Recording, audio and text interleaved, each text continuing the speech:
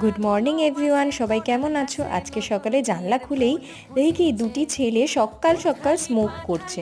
আমি ভাবছি বাবা, আমরা এখনো চা খেতে পারলাম না, এদের স্মোকিংও শুরু হয়ে গেল। আর আজকে বরমশাই গিয়েছিলেন পাহাড়ে ঘেরা এক গ্রামে। বলো তো এটা কোন জায়গা? এখানে দেখো সাঁওতালি সম্প্রদায়ের মানুষদের ঘর। এদের না আছে ফ্রিজ, না আছে এসি, কিন্তু দেখো এরা কি সুন্দর নিজের জীবন নির্বাহ করছে।